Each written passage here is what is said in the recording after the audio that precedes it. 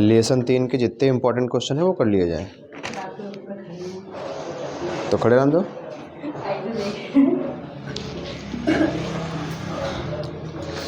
इधर आ गया।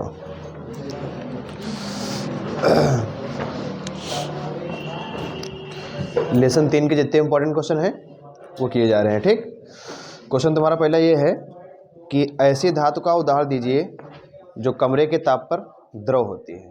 तो कौन हो ये भैया? ऐसी धातु का उदाहरण दीजिए जो कमरे के ताप पर द्रव होती है। कौन सी धातु होती है? हाँ, पारा या मरकरी। ठीक, अगला क्वेश्चन है कि ऐसी धातु का उदाहरण दीजिए जो चाकू से आसानी से काटा जा सकता है। ऐसी धातु का उदाहरण देना है जिसे चाकू से आसानी से काटा जा सकता है। ठीक, कौन सी धातु जी है?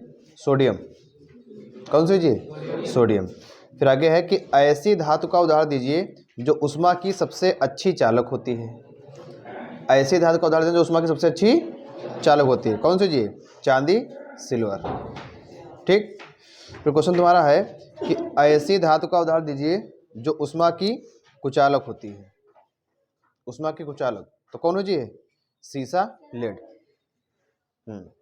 सीसा, लेड। आगे क्वेश्चन तुम्हारा लिखा है, तुमका तैयार करना है। आघात वर्धनीयता तथा तन्यता का अर्थ बताइए। तो क्वेश्चन है जी है, कराया है ये। ठीक है, आगे क्वेश्चन है आयनिक यौगिकों का गलनांक उच्च क्यों होता है। ये भी क्वेश्चन हम टेस्ट में दे चुके हैं एक बार। हाँ, एक या 2 बार आया है कि मुक्त इलेक्ट्रॉनों की उपस्थिति के कारण आयनिक यौगिकों का गलनांक उच्च होता है। ठीक,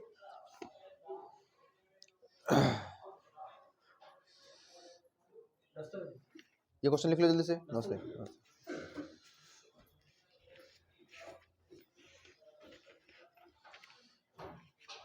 क्वेश्चन लिखो जल्दी से। लिखो, आयनिक यौगिकों के गलनांक बहुत उच्च होते हैं। आयनिक यौगिकों के गलनांक बहुत उच्च होते हैं। आयनिक यौगिकों के गलनांक बहुत उच्च होते हैं क्योंकि इनके मध्य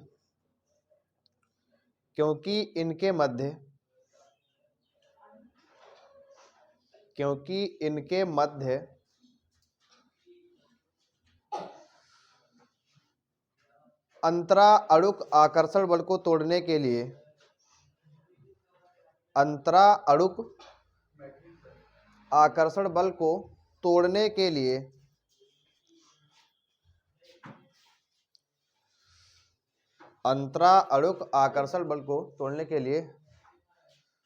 बहुत अधिक ऊर्जा की आवश्यकता होती है। बहुत अधिक ऊर्जा की आवश्यकता होती है। आगे जो तुम्हारा क्वेश्चन कौन सा है? आगे क्वेश्चन तुम्हारा कि उभयधर्मी ऑक्साइड क्या होती हैं, 2 उदाहरण दीजिए। ठीक, उभयधर्मी ऑक्साइड क्या होती हैं, 2 उदाहरण दीजिए। तो उभय मतलब होता है तुम्हारा दोनों, और धर्म यहाँ पर तुम्हारा क्या हो जाए? एक धर्म तुम्हारा अम्ल का हो जाए, एक धर्म तुम्हारा क्षार का हो जाए। ठीक, तो क्या हो जाए कि वे ऑक्साइड जिसमें अम्ल एवं क्षार दोनों के लक्षण पाए जाते हैं तो उसे हम उभयधर्मी ऑक्साइड कहते हैं। या फिर वे ऑक्साइड जो अम्ल एवं क्षार दोनों से अपक्रिया कर लेते हैं तो ऐसे ऑक्साइड उभयधर्मी ऑक्साइड कहलाते हैं। ठीक, उदाहरण तुम्हारा कौन सा हो जी? एक तुम्हारा उदाहरण हो जी, हाँ, Al2O3। Al2O3 तुम्हारा क्या हो जी? एल्यूमिना। कौन सा हो जी है? Al2O3 alumina. लिख लो Al2O3। और तुम्हारा अगला हो जी है ZnO। ये तुम्हारा हो जी है जिंक ऑक्साइड। ये हो जी जिंक ऑक्साइड। आगे देखो, तुम्हारे पास क्वेश्चन एक लिखा है कि लोहे पर निम्न में से किस धातु की परत चढ़ाई जा सकती है। लोहे पर निम्न में से किस धातु की परत चढ़ाई जा सकती है? एक तुम्हारे पास है Mg, एक तुम्हारे पास है Cu, एक तुम्हारे पास है Ag। बताओ किसकी परत चढ़ाई जा सकती है? ये 3 तुम्हारे पास ऑप्शन दिए गए हैं। कापर की। ठीक है, सिल्वर की बताओ। कापर और सिल्वर दोनों की चढ़ाई जा सकती है। ठीक, मैग्नीशियम की नहीं चढ़ाई जा सकती है। अब काहे नहीं चढ़ाई जा सकती है? क्योंकि तुमका जो हम विद्युत रासायनिक श्रेणी बताया है, तो विद्युत रासायनिक श्रेणी में कह रहे हैं कि लोहा है, लोहे से ऊपर है मैग्नीशियम। मैग्नीशियम ऊपर है, वो के नीचे है लोहा, तो जो धातु ऊपर है वो ज्यादा सक्रिय हुई है ना, मैग्नीशियम ऊपर है लोहा नीचे है, तो ताकतवर ज्यादा कौन हुई है, मैग्नीशियम। तो क्या लोहे पर मैग्नीशियम की परत चढ़ाई जा सकते हैं? अरे सीधी सी बात है, मतलब मैग्नीशियम का लोहे घर पर काम कर सकते हैं, लोहा खुद मैग्नीशियम घर पर काम करे जाए, क्योंकि ऊपर तो वो है। ठीक, ऐसा कम सुने कि मतलब कोई राजा को भिखारी घर में काम करे जाए। अब जो ऊपर है वो राजा है, नीचे वाला का है भिखारी। जैसे यहाँ पर लिखा है Mg, फिर लिखा है Fe, फिर लिखा है Cu, फिर लिखा है Ag, तो ये जो सबसे ऊपर बैठा है ये तो राजा है ना। अब का इनके ऊपर का Fe की परत चढ़ाई जा सकती है? बिल्कुल चढ़ाई जा सकती है। मैग्नीशियम के ऊपर Fe की परत चढ़ाई जा सकते हैं। ठीक, अब कहो कि फेरस के ऊपर मैग्नीशियम की परत चढ़ाई जाए, तो ऐसा का हो सकते है? नहीं हुई है, क्योंकि मैग्नीशियम की सक्रियता ज्यादा है, फेरस की सक्रियता मैग्नीशियम से कम है। ठीक, मैग्नीशियम की सक्रियता ज्यादा है और फेरस की सक्रियता मैग्नीशियम से कम है, तो ये फेरस का कर है कि हाइड्रोजन विस्थापित नहीं कर पाए मैग्नीशियम से, और बाकी इन दोनों की परत चढ़ाई जा सकती है। काहे चढ़ाई जा सकती है? क्योंकि ये जो कॉपर और सिल्वर हैं ये फेरस से नीचे है विद्युत रासायनिक श्रेणी में।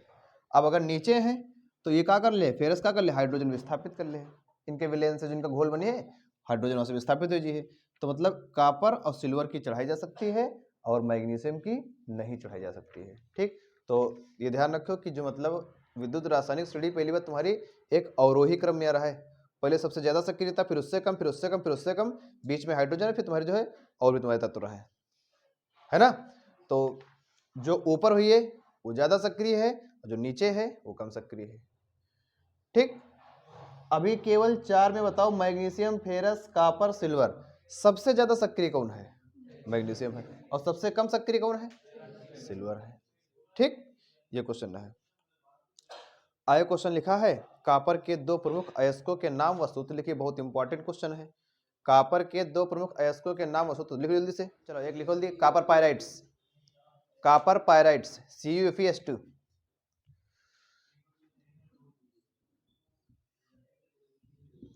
CuFeS2,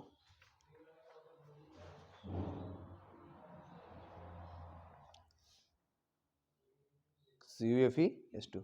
दूसरा copper glance, copper glance Cu2S, copper glance Cu2S। सूत्र भी जरूर लिख लो, सूत्र में लिख दिया Cu2S।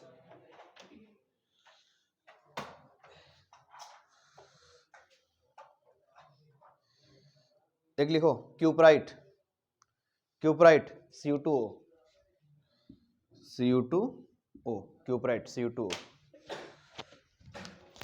चलो ये तुम्हारा क्या है, copper pyrites, copper glance, copper, ये क्यूप्राइट हो जाए। अब यहाँ तुमसे क्वेश्चन पूछे कॉपर के 2 अयस्कों के नाम लिखिए। तुम्हारे पास 3 लिखे, तुम कोई भी लिख सकते हो अपना। ठीक, तुमसे क्वेश्चन क्या पूछे, कॉपर के 2 सल्फाइड अयस्क का नाम लिखो। सल्फाइड मतलब जिसमें सल्फर आ रहा है, कॉपर पायराइट्स और कॉपर ग्लांस। ठीक, तुमसे क्वेश्चन पूछिए कि कॉपर के ऑक्साइड अयस्क का नाम लिखो। ऑक्साइड मतलब जिसमें ऑक्सीजन आ रहा है, Cu2O। जी ठीक, ये तुम्हारा आंसर हो जी। आगे क्वेश्चन लिखा है कि कॉपर के 2 सल्फाइड अयस्कों के नाम व सूत्र लिखिए। हुई जी ठीक। आगे क्वेश्चन लिखा है कि कॉपर पायराइट का सांद्रण किस विधि द्वारा किया जाता है। ठीक, कॉपर पायराइट का सांद्रण किस विधि द्वारा किया जाता है, तो कौन सी विधि है? फेन प्लोन विधि। फेन प्लोन क्वेश्चन ये बन सकते है, तुम्हारा क्वेश्चन ये बनिए, ध्यान दे पर कि फेन प्लोन विधि किन अयस्कों के लिए अति महत्वपूर्ण है। ठीक, तो ध्यान दो भैया कि फेन प्लोन विधि सल्फाइड अयस्कों के लिए अति महत्वपूर्ण है। ठीक, कौन से अयस्क के लिए? सल्फाइड अयस्कों के लिए। ठीक, आगे तुम्हारा क्वेश्चन दिया है कि कॉपर मैट क्या है, तो जल्दी से नोट कर लो। कॉपर मैट कॉपर धातु के निष्कर्षण प्रक्रम में, कॉपर धातु के निष्कर्षण प्रक्रम में, कॉपर धातु के निष्कर्षण प्रक्रम में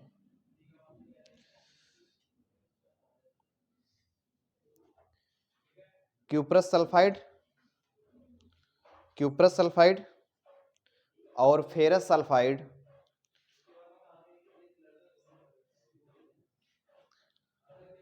क्यूपरस सल्फाइड और फेरस सल्फाइड का गलित मिश्रण प्राप्त होता है, का गलित मिश्रण प्राप्त होता है, जिसे कॉपर मैट कहते हैं।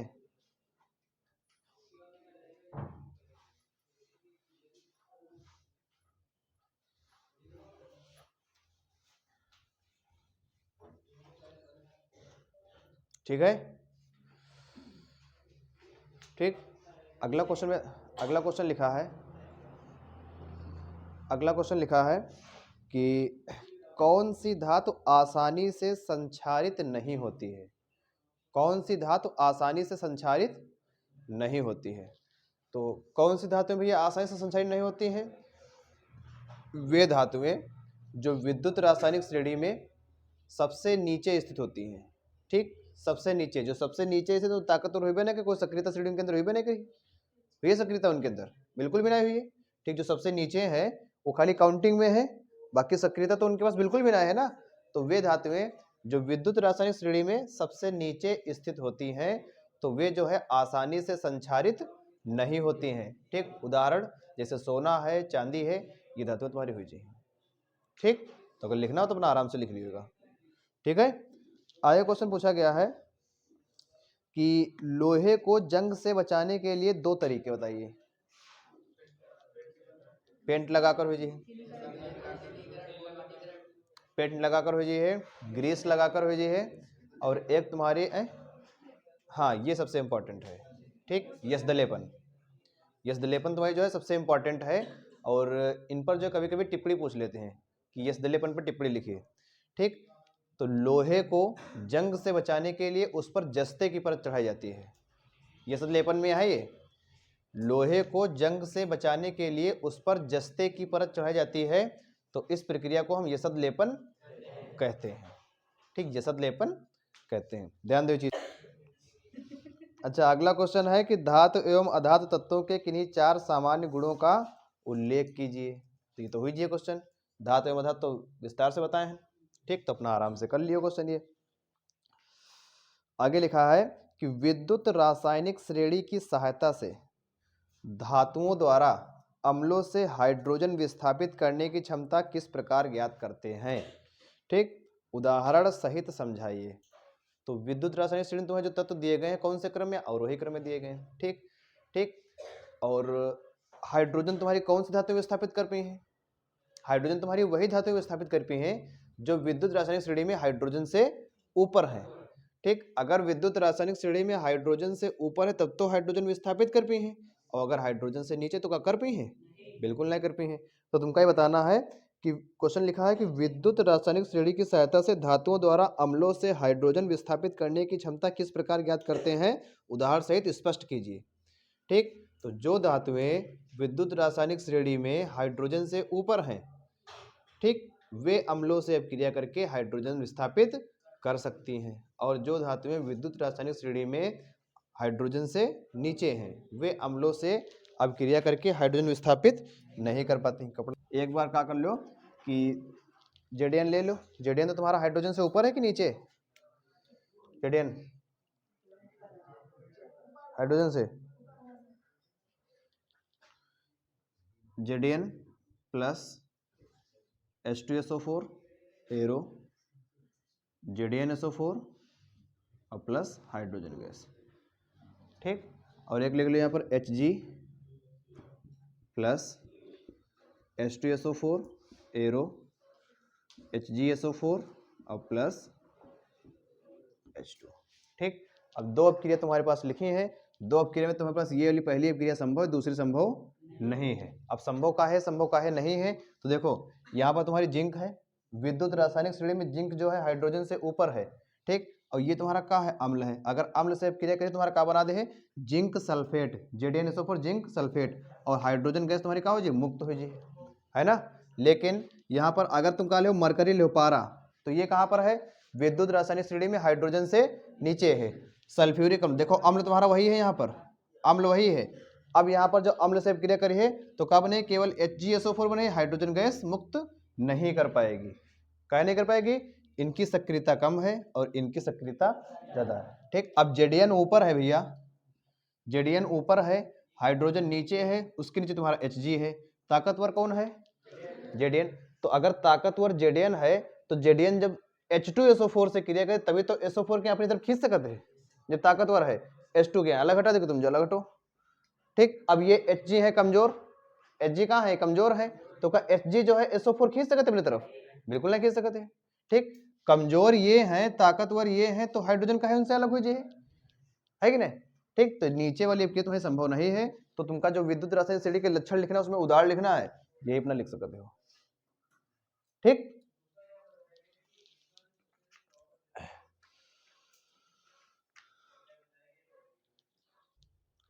आगे लिखा है कि विद्युत रासायनिक श्रेणी के आधार पर व्याख्या कीजिए कि क्यों कॉपर तन सल्फ्यूरिक अम्ल में घुलकर हाइड्रोजन गैस मुक्त नहीं करता है। चलो आगे लिखा है, कॉपर की छड़ को सिल्वर नाइट्रेट विलयन में डालने पर कुछ समय बाद विलयन का रंग नीला हो जाता है, विद्युत रासायनिक श्रेणी के आधार पर समझाइए। ठीक, या फिर क्वेश्चन तुम्हारा यही लिखा है कि क्या होता है जब कॉपर की छड़ को सिल्वर नाइट्रेट विलयन में डालते हैं। तो हमका पहली बात तो ये बता दो कि जो सिल्वर नाइट्रेट है वो तो चलो ठीक है, लेकिन कॉपर विद्युत रासायनिक श्रेणी में कॉपर का स्थान कहां पर है, बताओ बताओ। हाइड्रोजन से नीचे। ठीक, और सिल्वर हाइड्रोजन नीचे। ठीक, कॉपर भी हाइड्रोजन से नीचे है और सिल्वर भी हाइड्रोजन से नीचे है। अब हमको ये बताओ कि कॉपर और सिल्वर में कौन ऊपर है, कॉपर ऊपर है। ठीक, तो क्रिया कराओ, सिल्वर नाइट्रेट से क्रिया कराओ।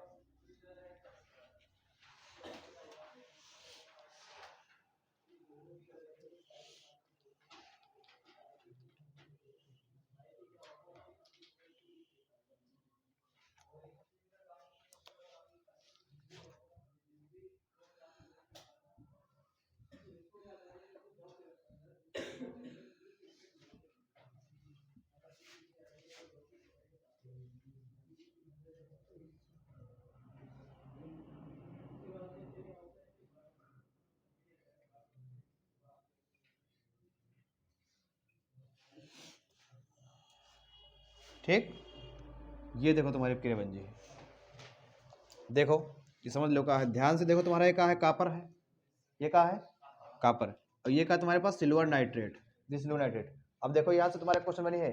ठीक, मतदान के समय, ठीक, अंगूठे में लगने वाली स्याही का रासायनिक नाम क्या होता है, सिल्वर नाइट्रेट। सूत्र का हुई है AgNO3। दो तो तुम्हारा बैलेंसिंग है, ये दो बैलेंस के लिए है, कोई मतलब कि जरूरी नहीं। यहाँ पर क्या हुई है कि तुम्हारा मेन सूत्र ये है। अब देखो यहाँ पर क्या हुई है, Cu तुम्हारा अलग अलग डबल धन आयन में हो जाए। ठीक, और NO3 तुम्हारा ऋणायन में हो जाए। एक NO3 के लिए तुम्हारा एक ऋणायन है तो दो NO3 के लिए दो ऋणायन हो जाए यहाँ पर, और दो तुम्हारे सिल्वर का हो जाए अलग हो जाए यहाँ पर। अब देखो तुमका पता है कि विद्युत रासायनिक श्रेणी में कॉपर और सिल्वर दोनों जो है हाइड्रोजन से नीचे हैं। ठीक, और तुमका ये भी पता है कि कॉपर और सिल्वर में कॉपर ऊपर है और सिल्वर नीचे, तो कॉपर के पास ताकत ज्यादा है, सिल्वर के पास ताकत, तो कॉपर जो है सिल्वर का हटा दे, है ना, हटा दे। तो देखो सिल्वर यहाँ पर हटा दी गई है, तो जब सिल्वर कॉपर ये हटा दे, और ये रिएक्शन तुम्हारी ऐसे बन सकते है, CuNO3 का होल ट्वाइस, ऐसे बन सकते है, मतलब यही का ले लो तुम्हारा ऐसे बन जाए CuNO3 का होल ट्वाइस और +2 Ag, ऐसे बन जाए तुम्हारी रिएक्शन ये। ठीक, जो तुम्हारा दो है NO3 वाला इनके पास आ जाइए, तो CuNO3 का होल ट्वाइस +2 Ag। ठीक, तो यहाँ पर तुम्हारा कॉपर का हो जाए कॉपर नाइट्रेट, और यहाँ पर क्या हो जाए सिल्वर। ठीक, क्यूप्रस हो जी यहाँ पर क्यूप्रस। अब यहाँ पर क्या हुई है कि इनका रंग कैसा हो जी है, नीला, नीला हो जी है। ठीक, क्योंकि इनका विलयन तुम्हारा विद्यमान है तो इनका रंग कैसा हो जी है, नीला। नीले रंग के लिए तुम्हारा क्वेश्चन बनते हैं, जल्दी से नोट कर लो। चलो देखो लिखा है कि जिंक धातु के सल्फाइड एस के धातु निष्कर्षण का रासायनिक समीकरण देते हुए वर्णन कीजिए। ठीक, यहां पर देखो तुम्हारा क्या हुई है, तुमका लेना है सबसे पहले का जिंक सल्फाइड, का लेना है जिंक सल्फाइड। अब यहाँ पर भैया ध्यान रखो कि इनका नाम तो वैसे जिंक सल्फाइड है, लेकिन इनका दूसरा नाम भी है। ठीक, यहाँ पर शीट में तुम्हारे नहीं लिखा, लेकिन जिंक ब्लेंड नाम इनका हुई जी है। क्या नाम हुई? जिंक ब्लेंड, ध्यान रखियो अपना, जिंक ब्लेंड इनका नाम हो जी कौन सा? Zinc blende. ठीक, 2 अणु का ले लेना है और 3 अणु का ले लेना है ऑक्सीजन के। तो तुम्हारा क्या बन जी है, देखो भैया, 2 ZnO, 2 ZnO और प्लस 2 SO2, 2 SO2। लेकिन ये क्रियाक्रम में तुमका ध्यान देना है कि टेम्परेचर तुम्हारा 927 डिग्री सेल्सियस होना चाहिए, बहुत ज्यादा। ठीक, अब क्वेश्चन ये पूरा समझ लो अपना। देखो लिखा है कि जिंक धातु के सल्फाइड अयस्क के साथ क्वेश्चन लिखा है कि जिंक धातु के सल्फाइड अयस्क के धातु निष्कर्षण का रासायनिक समीकरण देते हुए वर्णन कीजिए। तो सबसे पहले तुमका क्या लेना है, जिंक सल्फाइड ले लेना भैया। ठीक, अब जिंक सल्फाइड अगर ले लो, ऑक्सीजन से क्रिया करियो कितने पर? 927 डिग्री सेल्सियस पर गर्म करियो, तो तुम्हारा क्या बन जी है? जिंक ऑक्साइड और सल्फर डाइऑक्साइड। ये बन जी है जिंक ऑक्साइड और सल्फर डाइऑक्साइड। हम दोबारा क्या किया है कि दोबारा ZnS फिर लिया है, ZnS, और यही ZnS की क्रिया किससे कराया है? ऑक्सीजन से कराया है। किससे? ऑक्सीजन से। गर्म कर दो, तुम्हारा क्या बन? जिंक सल्फेट बन जी है। क्या बन जी है? Zinc sulphate. फिर क्या किया है कि वही जिंक सल्फेट के हम 927 पे गर्म कर दिया है, तो तुम्हारा क्या बन जी है? ZnO अलग जिंक सल्फेट और 2SO2 अलग और O2 तुम्हारा अलग हो जाए। ठीक, तो यहाँ पर इनका आंसर क्या निकल के ही है कि जिंक धातु के सल्फाइड अयस्क के धातु निष्कर्षण का रासायनिक समीकरण तुम्हारा ये हुई जी है। ऑप्शन तुम्हारा ये है, देखो क्वेश्चन नंबर 18 है ना, लिखा है कि जिंक धातु के सल्फाइड अयस्क के धातु निष्कर्ष का रासायनिक समीकरण देते हुए वर्णन कीजिए। ठीक, पहली बात तो यहाँ पर क्या हुई, जिंक सल्फाइड का दूसरा नाम तुमका क्या पता चला है? Zinc blende. जिंक ब्लेंड, जब हम जिंक ब्लेंड को 927 डिग्री सेल्सियस पर क्या करते हैं? गर्म करते हैं, तो जिंक ऑक्साइड और सल्फर डाइऑक्साइड गैस का निर्माण होता है। ठीक, दोबारा अगर तुम फिर से जिंक सल्फाइड ले लो ऑक्सीजन के साथ गर्म कर, तुम्हारा क्या बन? जिंक सल्फेट बन जाएगी। ठीक, यही जिंक सल्फेट के यहाँ पर तोड़ दिया गया है, तो जिंक ऑक्साइड, सल्फर डाइऑक्साइड और ऑक्सीजन गैस तुम्हारी अलग निकल के आ जाए। टेम्परेचर तुम्हारा उतना ही 927 डिग्री सेल्सियस। तो तुम्हारी यहाँ पर हिंदी का बन जी है, हिंदी बन जी है कि जब जिंक ब्लेंड या जिंक सल्फाइड का निष्कर्षण ठीक करते हैं तो 927 डिग्री टेम्परेचर की हमको आवश्यकता जरूरत हुई है। ठीक है, और दूसरी चीज अगर हम निष्कर्षण करा रहे हैं तो दूसरी चीज यहाँ पर क्वेश्चन तुम्हारा की बनी है कि ये समझ लो एक प्रकार की तुम्हारी भर्जन क्रिया है जिंक सल्फाइड की।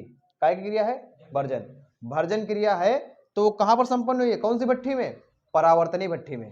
भर्जन क्रिया मुख्य रूप से परावर्तनी भट्टी में इनकी जो है संपन्न हुई है, परावर्तनी भट्टी में संपन्न हुई है। और उस काहे का निर्माण हुई? जिंक ऑक्साइड और जिंक सल्फेट का निर्माण तुम्हारा हो जी है। ठीक, तो 2-3 क्वेश्चन ध्यान रखो यहाँ से। जिंक सल्फाइड का दूसरा नाम का जिंक ब्लेंड, ये तुमसे कहिए कि जिंक ब्लेंड का सूत्र बताओ। ठीक, जिंक ब्लेंड का, या फिर तुमसे कहिए कि जिंक ब्लेंड की भर्जन क्रिया बताओ, तभी तुमका ये रिएक्शन लिख देना है। ठीक, तुमसे कहिए कि जिंक ब्लेंड की भर्जन क्रिया किस भट्टी में प्रयुक्त होती है? परावर्तनी भट्टी में। रिएक्शन तुम्हारी यही रही है। ठीक, जल्दी से नोट कर लो, नोट तो कर ही लिए हो। ठीक, आगे देखो क्वेश्चन तुम्हारा कौन सा है।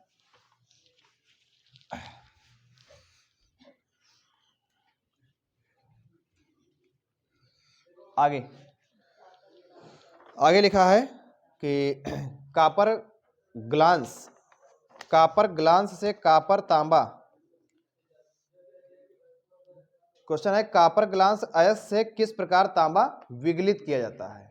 कापर ग्लांस अयस्क से किस प्रकार तांबा विगलित किया जाता है?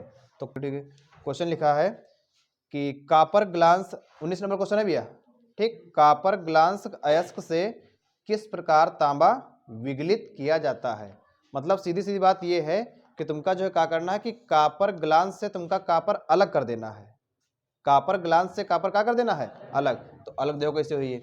सबसे पहले क्या किया कि हम कापर ग्लांस लिया है Cu2S, और कापर ग्लांस की क्रिया हम किससे कराया है? ऑक्सीजन से कराया है। किससे कराया है? ऑक्सीजन से। तो जब ऑक्सीजन से करिए तुम्हारा क्या बन जी है? ऑक्साइड, मतलब क्यूप्राइट है ये, और ये क्या बन जी? Sulphur die oxide. ठीक, फिर हम क्या किया है कि यही जो तुम लिए हो क्यूप्राइट हम ले लिया है, और उसकी क्रिया हम फिर से किससे कराया है? कापर ग्लांस से। जब क्यूप्राइट की क्रिया फिर से कापर ग्लांस से कर रही हो तो देखो 2 दूनी 4 Cu तुम्हारे ये हैं और 2 Cu है तो 4 2 6 Cu हुई जी हैं और सल्फर डाइऑक्साइड गैस तुम्हारी अलग निकल जी है। यहाँ पर देखो कॉपर ग्लास लिए रहो, यहाँ पर तुम्हारे पास क्या बचा, कॉपर बचा है, ठीक, अलग होगा।